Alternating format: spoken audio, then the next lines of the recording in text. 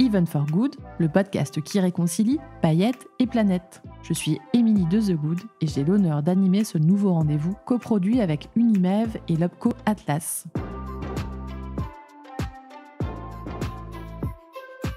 L'événement responsable n'est pas qu'une tendance, c'est désormais un incontournable. Quelles sont les actions prioritaires à mettre en place? Quels sont les comportements à faire évoluer? Nous avons demandé aux professionnels du secteur de nous partager leurs visions et leurs conseils. Que vous soyez futur professionnel de l'événement ou déjà sur le terrain, ce podcast est fait pour vous aider à intégrer la responsabilité à votre activité. Bonne écoute!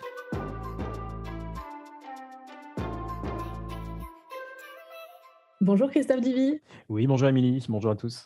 Merci d'être présent aujourd'hui dans notre podcast Even for Good. Vous êtes directeur de ESS 2024. Est-ce que vous pouvez nous raconter un peu ce que vous faites, l'objet de ESS 2024, comment ça s'inscrit à la fois dans la Maison des Canaux et aussi dans l'optique des Jeux Olympiques et Paralympiques 2024 qui vont se dérouler à Paris? Oui, tout à fait. Donc, je dirige la plateforme ESS 2024, Économie sociale et solidaire 2024. C'est une plateforme qui est portée par l'association Les Canaux et qui est portée depuis la phase de candidature du grand projet d'organisation des Jeux Olympiques et des Jeux Paralympiques, parce qu'on a souhaité, avec les canaux, avec tout l'écosystème de ces entrepreneurs sociaux, de ces entrepreneurs à impact, avec aussi la ville de Paris, qui a eu un rôle d'amorçage et d'initiation assez fort, avec l'ensemble des collectivités, mouvements sportifs aux côtés de la ville. Pendant la phase de candidature, on s'est dit qu'il fallait vraiment profiter de ce grand événement. On était encore 7 ou 8 ans avant 2024. Paris n'avait même pas encore gagné. On s'est dit que c'était le moment pour fixer des enjeux très, très forts, une ambition, un niveau d'ambition très, très exigeant en matière d'inclusion, en matière de développement local, en matière de solidarité, en matière d'excellence environnementale. Donc, on a animé, on a ce qu'on sait faire au canot, on a mis en lien les acteurs, l'ensemble de ces parties prenantes pour essayer de faire émerger des propositions pour se dire comment concrètement, il y a l'ambition, il faut être assez déclaratif, assez incantatoire. C'était une candidature, donc il fallait être assez convaincant. On veut faire les jeux inclusifs, on veut faire les jeux solidaires, les premiers de l'histoire de l'olympisme, du paralympisme, la dimension et le volet handicap très important aussi. Mais concrètement, comment est-ce qu'on s'y prend? Comment est-ce qu'on monte en charge petit à petit jusqu'en 2024? Comment est-ce que cet écosystème économique peut en bénéficier? Et donc, la plateforme ESS 2024 qu'on a construit avec le soutien très fort aussi du professeur Younous, qui est porte-parole et qui est un peu l'ambassadeur, qui a joué un rôle de relais et un rôle maintenant de promotion et de valorisation de ce qu'on porte au sein de cette plateforme ESS 2024. C'est un outil, c'est un dispositif, on va dire, au service de Paris 2024, de l'ensemble des organisateurs des Jeux. Il y a différents maîtres d'ouvrage, il y a différentes collectivités, il y a des acteurs privés aussi qui sont autour de table, pour faire en sorte que tout le volume d'activité, tous les marchés, il va y avoir plus de 6,8 milliards d'euros de marchés, des marchés publics principalement, faire en sorte que ça puisse bénéficier le plus directement possible, le plus en volume possible aussi aux entreprises de l'ESS et aux entrepreneurs sociaux qui, même s'ils ne cochent pas la case au sens juridique, au sens statutaire de l'ESS, si effectivement ils sont ancrés dans un territoire, ils répondent à un besoin social de proximité, etc. Tout ça, évidemment, font partie des cibles et des acteurs à qui on s'adresse. Et donc, on s'adresse à ces acteurs pour leur faire quoi? Pour leur faire connaître, pour les informer, pour essayer de promouvoir un petit peu quelles vont être les différentes opportunités en lien avec les jeux, quelles vont être la nature des activités qui sont concernées, concrètement, quelles sont les attentes des organisateurs des jeux et comment est-ce que ces porteurs de solutions à impact, ces porteurs de solutions d'innovation peuvent se préparer à rentrer dans la dynamique des jeux, peuvent se préparer à se regrouper entre eux pour pouvoir être plus forts au moment où il faut répondre à des marchés des jeux. Donc, c'est une plateforme de rapprochement, c'est une plateforme de développement économique entre les organisateurs des jeux. Ils sont nombreux et ils ont des besoins très importants et dans différentes filières d'activité, tout ça sur le temps moyen-long. Et puis, tous ces acteurs de l'ESS qu'on souhaite préparer, qu'on souhaite rendre visibles déjà, et puis qu'on souhaite aussi préparer pour qu'ils puissent gagner des marchés et se développer économiquement pour consolider leur modèle de recrutement inclusif derrière. C'est un peu l'enjeu et c'est l'objectif qu'on poursuit déjà depuis 3 ans, parce que je vous ai parlé de la candidature, on est pleinement opérationnel maintenant. Paris a gagné, bien sûr, ESS 2024 est monté en charge complètement et on s'apprête, on démarre une année tout à fait charnière en 2022, puisque ça va être une année tout à fait décisive. Il va y avoir plus de 50% des marchés qui vont être lancés. Et donc, tout ce qu'on a préparé pendant 3 ans va nous permettre maintenant de poursuivre et de généraliser la dynamique des jeux solidaires et la dynamique des jeux inclusifs. Alors justement, comment vous travaillez aujourd'hui, concrètement à mettre, cet événement, ce méga événement, ce méta événement, pour Mmh. prendre le mot à la mode, que sont, les JO, les JOP, on n'oublie pas le côté paralympique, pour, justement, transformer quelque part le tissu économique, alors, parisien, francilien, mais aussi, français. Comment, concrètement vous accompagnez aujourd'hui, les entreprises et notamment celle de l'économie sociale et solidaire, à passer la marche pour oser candidater à ces marchés publics. Oui, on fait un gros travail d'information, de conviction, de méthodologie auprès de ces acteurs. Ils sont très nombreux, c'est vrai. Ils sont souvent aussi dispersés. Et puis, ils peuvent parfois s'inhiber quand le projet est aussi volumineux, quand le projet est aussi lointain aussi. C'est difficile de. Voilà, en plus, on a quand même traversé 18, 24 derniers mois assez compliqués. Donc, ça rajoute une complexité supplémentaire pour être en capacité de se projeter à horizon 2024. Et donc, tout ce travail-là d'intermédiation, d'accompagnement et puis de sourcing. C'est un terme un peu technique, mais c'est comment est-ce qu'on va à la rencontre des acteurs pour pouvoir mieux les connaître et pour pouvoir savoir exactement la solution entrepreneuriale qu'ils portent aujourd'hui, la solution associative qu'ils portent aujourd'hui, comment est-ce que demain, elle peut trouver cette solution, une application concrète dans le périmètre de Paris 2024. Et donc, on fait ce travail de sourcing de terrain. On le fait avec un certain nombre de réseaux. C'est là qu'on retrouve un peu les valeurs de l'ESS parce qu'on coopère, on mutualise bien sûr avec un certain nombre d'acteurs qui sont les réseaux dans les territoires parce que c'est un projet Paris 2024 même si évidemment on parle beaucoup de Paris 2024 et il y a un focus très fort sur le Grand Paris, on va dire, qui va accueillir 90% des sites de compétition. Mais en réalité, il y a une dynamique réellement d'intérêt national puisqu'il va y avoir des retombées territoriales un peu partout. Il va y avoir des sites de compétition déjà en dehors de Paris et puis il va y avoir, en plus des sites de compétition, on va avoir beaucoup de territoires qui vont accueillir des centres de préparation, des sites d'entraînement, on va dire. Et ça génère aussi du business sur les territoires dont on pense que des petites boîtes, des plus petites boîtes comme celle de l'ESS, peuvent tout à fait être en capacité de les capter, ces opportunités de business, à condition qu'on les connaisse. Et c'est notre travail, d'aller les connaître, d'aller les rencontrer, de qualifier les entreprises, de savoir un peu aussi ce qu'elles sont en capacité d'apporter en se rapprochant d'autres. Voilà. Et c'est le travail d'intermédiation, d'initiation pour faire monter un peu en puissance et en maturité des consortiums, des groupements entre acteurs de l'ESS. Ce n'est pas toujours évident de faire bosser une structure de l'insertion avec une structure du handicap, par exemple, une structure du mouvement coopératif avec une ESUS, ce n'est pas toujours évident. Et c'est encore moins évident quand il s'agit de sortir de l'ESS pour aller monter une coopération mixte, je dirais, avec une PME tout à fait conventionnelle, avec une grande entreprise. Voilà. Donc c'est ça aussi le rôle qu'on fait, d'essayer de faire maturer des consortiums. Et tout ce travail de sourcing, d'accompagnement, de promotion, d'appui est nécessaire pour pouvoir le faire remonter. C'est pour ça qu'on parle de plateforme, le faire remonter à Paris 2024 et à l'ensemble des acteurs donneurs d'ordre qui sont aux côtés de Paris 2024, que ce soit sur les marchés d'événementiel ou les marchés de services. Et c'est beaucoup le comité d'organisation qui est à la manette sur ces différentes consultations. Il y a un autre maillon important dans la décision ou dans l'organisation des JO, qui est un établissement public de l'État, la Solidéo, la Société de livraison des ouvrages olympiques, qui pilote l'ensemble des marchés d'infrastructures, hein, donc des marchés de construction, de rénovation d'équipements, notamment d'espaces publics aussi.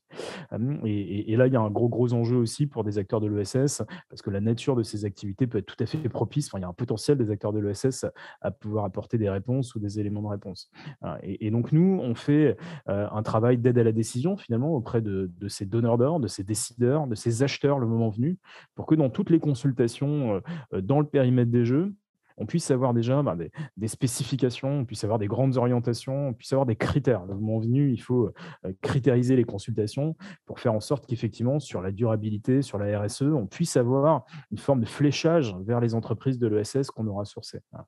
Donc, on ne le fait pas de manière systématique parce qu'il y a plusieurs milliers de consultations, mais en réalité, on travaille main dans la main de manière très fine, très étroite, très régulière avec la direction des achats de Paris 2024, notamment pour faire en sorte que dans la programmation, on sait quels vont être les marchés, les achats planifiés dans les prochaines semaines, dans les prochains mois.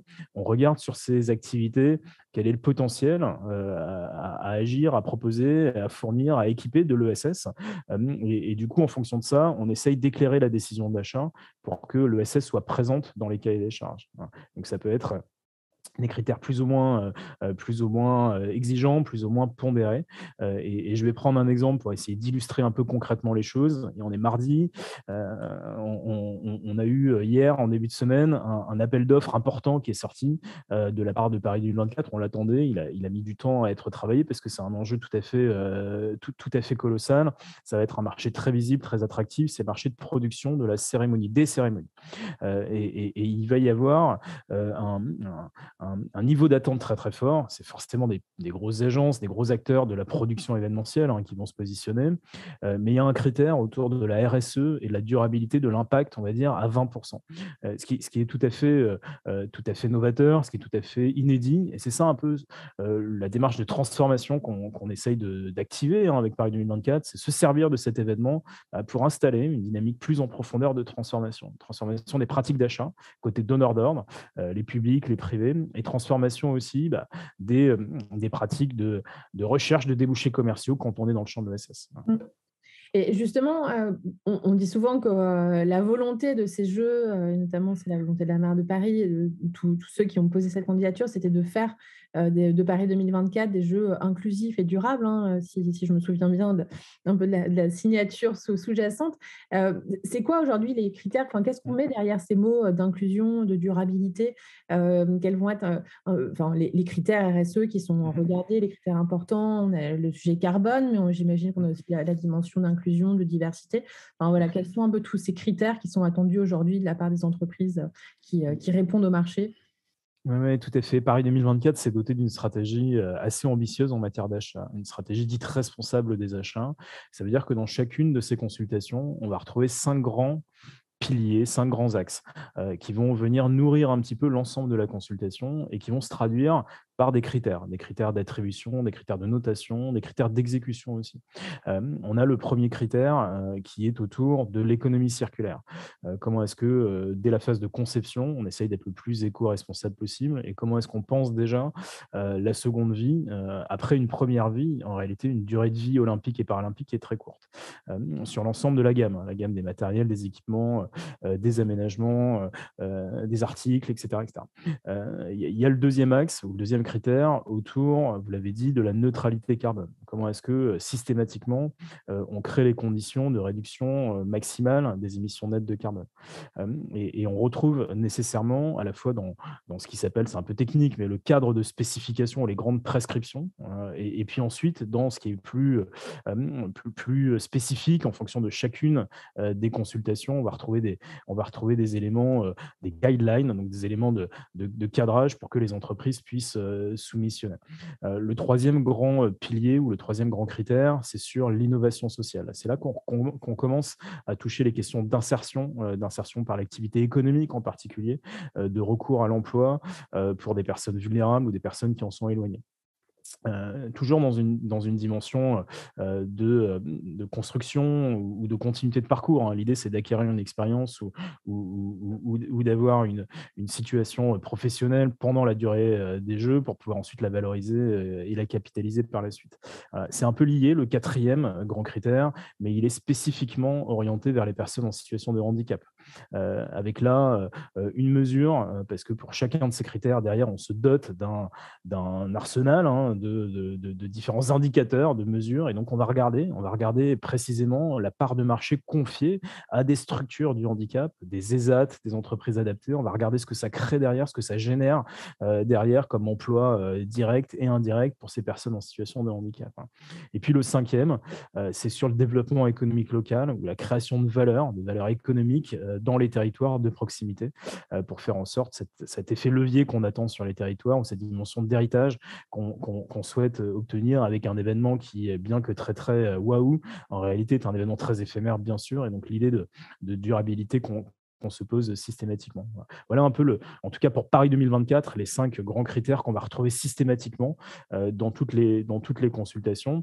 Et donc, la grande PME qui répond, la filiale du grand groupe qui répond, devra embarquer des acteurs de l'ESS, qui est un peu l'économie sociale et solidaire. Vous voyez le dénominateur commun entre l'économie circulaire, la neutralité carbone, le handicap, l'innovation sociale ou le développement local dans les territoires. Un mot sur la Solideo dont je parlais tout à l'heure, c'est un peu différent sur le périmètre des marchés d'infrastructure, de construction, de rénovation. Là, on a 2 objectifs chiffrés sur tout le périmètre de ces marchés et on jaugera l'atteinte de ces différents objectifs progressivement. Ce sont des objectifs qui s'imposent à tous, hein, aux promoteurs, hein, quand c'est des opérations de promotion immobilière, aux entreprises de construction et à l'ensemble de leur chaîne de sous-traitance. Il y a un premier objectif qui n'est pas très, très innovant, parce qu'on le retrouve dans d'autres doctrines de commande publique. Il n'est pas innovant, mais il est quand même très, très, très contraignant, parce que la fenêtre de tir est quand même très resserrée. Il y a d'autres grands chantiers en plus sur le Grand Paris. C'est un objectif de fléchage de 10% des heures travaillées sur l'ensemble de ces marchés vers des personnes dites en insertion, des personnes qui sont éloignées et éloignées par rapport à l'emploi. Et puis, il y a un autre objectif, pour le coup, celui-là, il est carrément novateur parce que c'est la première fois qu'il existe, c'est la première fois que l'ESS est mentionné aux côtés des TPE-PME, puisque 25% du montant financier des marchés de la Solideo, ce qui représente 750 millions d'euros en tout, doit être fléché vers des TPE, PME et acteurs de l'ESS. Et donc, non seulement c'est la première fois, mais en plus, il est quand même très, très exigeant à hauteur de 25%. C'est ce qu'on appelle les fameuses clauses sociales, hein, c'est ça? Tout à fait. En tout cas, la première, c'est ce qu'on appelle une clause Sociales. sociale, celle de 10%. Et puis la deuxième, c'est une clause de développement économique territorial. Voilà. On ne parle pas de clause locale quand on parle de développement économique, parce qu'on ne peut pas flécher, on ne peut pas avoir de préférence territoriale sur la commande publique à la française. Mais malgré tout, on peut trouver des leviers d'action pour que des entreprises des territoires concernés puissent être tout à fait outillées pour pouvoir répondre à ces marchés. Voilà. Comment les entreprises ont réagi à tout ça? Enfin, est-ce que vous sentez que, qu'il y a un enthousiasme, et que les JO sont, finalement un gros driver à la fois d'explosion entre guillemets du marché du secteur de Mmh. l'ESS et puis, de transformation aussi, des plus grandes entreprises? Oui, il y a une attente assez forte. On a passé beaucoup de temps en 2019 et 2020, en partie aussi en 2021, en réajustant un peu les formats, plus de distanciel bien sûr, mais on est allé sur les territoires à la rencontre des acteurs économiques avec Paris 2024 qui présentait sa stratégie et qui rappelait le haut niveau d'ambition qu'ils se sont donné, mais aussi la volonté d'atteindre des résultats. Et donc de ne pas être dans la surpromesse un peu incantatoire, si je puis dire. Et donc ça génère effectivement de l'attente. On a un fort écho quand on délivre ces messages auprès des acteurs économiques qui sont dans l'attente. Et c'est pour ça que la plateforme ESS 2024, elle se veut très concrète, très pragmatique, très réactive, très opérationnelle. Il faut qu'on puisse délivrer les messages et les marchés à toutes ces entreprises qui viennent se référencer quand on les rencontre sur les territoires ou elles viennent se référencer en ligne aussi sur la plateforme. On a plus de 4500 aujourd'hui qui sont référencés après ce gros travail qu'on a fait en 2019 et 2020. Et donc, on leur envoie les marchés en temps réel qui correspondent à leur secteur d'activité. Elles se sont référencées pour ça, c'est assez rapide, mais il faut quand même indiquer, bah, voilà, moi je porte telle solution, peut-être que demain je peux me diversifier, j'ai déjà répondu à des marchés, j'ai rencontré telle difficulté, etc. Et donc ça, c'est important qu'on puisse savoir comment les accompagner et donc quels sont les risques qu'elles identifient, quelles sont peut-être les complexités qu'elles ont pointées, elles ont peut-être répondu, elles se sont fait sortir de consultations antérieures, pour quelles raisons, les enseignements qu'on en tire, etc. etc. Donc il y a une forte appétence, il y a un fort intérêt, il est très, très manifeste, mais il faut qu'on sache aussi bien jauger, finalement, bien placer le curseur pour ne pas créer un appel d'air et quelque chose qui serait de l'ordre du déceptif si jamais on ne donnait pas suite opérationnelle avec de l'info, avec des marchés, avec aussi un accompagnement très, très approprié, très sur mesure quand il s'agit de répondre. Voilà. Et c'est là, pour continuer de répondre à votre question sur les grands groupes, que c'est intéressant de constituer des consortiums entre de l'ESS et du grand groupe, ou de l'ESS et de la PME, en tout cas de l'économie classique et de l'économie solidaire, sociale et solidaire, j'entends, statutairement. Pourquoi? Parce que ces collaborations, elles s'initient grâce au marché des jeux, souvent. Bon, il y a le marché des jeux, on soumissionne, on gagne, c'est ce qu'on souhaite. Parfois, on perd et puis on revient sur un autre marché des jeux et puis c'est pas grave. Il y a les jeux et puis il y a toute cette dimension d'héritage dont je parlais tout à l'heure. L'idée, c'est que ça fasse levier d'accélération pour que ces coopérations, on travaille en ce moment, par exemple, sur des marchés de mobilier et d'aménagement en économie circulaire. pour venir aménager l'intérieur des chambres du village des athlètes. On travaille sur des marchés de nettoyage et de gestion des déchets. Et donc, on fait travailler ensemble des petits et des grands, de l'ESS et de la non-ESS. Et si jamais, forcément, il n'y a qu'un groupement qui va gagner. Parfois, il y en a plusieurs quand on est sur des multi-attributaires, mais peu importe, il y aura assez peu d'attributaires au final. Et ceux qui n'ont pas gagné, ils auront quand même gagné le droit de rencontrer des acteurs avec qui ils n'auraient pas travaillé forcément s'il n'y avait pas eu cette dynamique et cette activation grâce au jeu. Voilà, c'est ça aussi qu'on cherche, c'est faire en sorte que pendant les jeux, avant les jeux et puis bien sûr après les jeux, on puisse avoir initié des coopérations à impact qui mobilisent les entrepreneurs sociaux et qui puissent être le plus durable possible. Vous parliez d'héritage. J'ai 2 questions à vous poser. La première, qu'est-ce que vous diriez à un jeune professionnel qui a envie de se lancer dans l'événementiel? Et la deuxième, je crois que vous avez déjà programmé l'héritage de SS 2024. Ce sera peut-être le mot de la fin. Sur la jeunesse, alors il y a effectivement il y a 2 sujets. Il y a le jeune entrepreneur qui veut se lancer et puis il y a le jeune qui veut trouver, une solution d'emploi. Il y aura des opportunités. Je disais tout à l'heure que, évidemment, le nombre d'attributaires sera, probablement limité, mais c'est normal vu le nombre de candidats. Mais en tout cas, si on arrive à créer les conditions pour se positionner sur ces opportunités, c'est la première étape, et qu'on soit chef d'entreprise ou représentant d'une entreprise, entrepreneur, on va dire, ou qu'on soit effectivement plutôt dans une démarche de candidature, soit pour être volontaire et bien sûr pour avoir une situation professionnelle, il y a des possibilités. Cette plateforme ESS 2024 est un outil au service, voilà, de cet objectif. Ce n'est pas le seul. Il y en a d'autres, des outils sur le volet emploi et sur le volet développement économique. Mais en tout cas, tout a été pensé, créé, conçu avec Paris 2024 pour donner les clés. Voilà. Puis après, que le meilleur gagne, d'une certaine manière. Voilà. Et tout a été pensé aussi avec Paris 2024, vous avez raison, pour préparer la suite. Voilà. Bon, suite qu'on a un peu anticipée au sein des canaux. On a créé il y a 1 an la filiale de l'association Les Canaux qui s'appelle l'Agence des économies solidaires, qui s'appuie beaucoup sur la méthodo, sur le dispositif d'accompagnement, sur tout ce qu'on a pu initier grâce au JO avec ESS 2024, grâce aux Jeux olympiques et paralympiques de 2024, et qu'il s'agit maintenant d'amplifier, qu'il s'agit d'étendre, qu'il s'agit là aussi d'accélérer. Pourquoi ? Parce qu'il y a d'autres contextes qui s'y prêtent beaucoup en matière d'événementiel. Il y a d'autres grands événements, sportifs notamment, mais pas que, avec à chaque fois cette dimension de RSE, cette dimension de plus grande intégration, de plus grand recours aux acteurs locaux et aux acteurs de l'économie sociale et solidaire. Et puis, dans d'autres filières que celle de l'organisation et de la production événementielle, sportive en particulier, il y a aussi les mêmes enjeux de transition. Et notamment le plan de relance avec beaucoup d'investissements publics, avec beaucoup de marchés publics, au niveau national, avec un relais pris territorialement par les collectivités locales. L'enjeu est un peu le même. Comment est-ce qu'on arrive à faire bénéficier, il y a les grandes priorités, il y a les grandes enveloppes, comment est-ce qu'on arrive de financement public via de l'investissement et ou du marché, parfois un peu de subvention, comment est-ce qu'on arrive à faire en sorte que l'ESS, qui a tout à fait sa carte à jouer, puisse se positionner sur ces opportunités, des entreprises toutes seules, des entreprises en se rapprochant d'autres, dans le champ de l'ESS ou en dehors du champ de l'ESS avec des plus grands groupes. Voilà, c'est ça qu'on développe avec l'Agence des économies solidaires, dans la continuité et en s'inspirant de ce projet démonstrateur, parce qu'il est très, très, et je le dis de manière prudente, parce que vous voyez, on n'est pas encore en 2024, donc il faut qu'on maintienne le niveau d'investissement et déjà de réussite, parce qu'on a plus de 200 boîtes de l'ESS qui sont rentrées sur les marchés des jeux, donc on va continuer, on va poursuivre cette dynamique avec enthousiasme, et on a déjà commencé effectivement à la répliquer et à l'étendre dans d'autres contextes, sur d'autres territoires. Super. Bon, la baseline de ce podcast, c'est réconcilier paillettes et planètes. Je crois que l'objectif semble en bonne voie. Ouais. Merci pour tout. Non, mais merci, ouais, merci à vous. Et puis, n'hésitez pas, la plateforme SS 2024, pour ceux qui souhaitent contribuer aux Jeux solidaires, est à votre écoute et à votre disposition. Merci.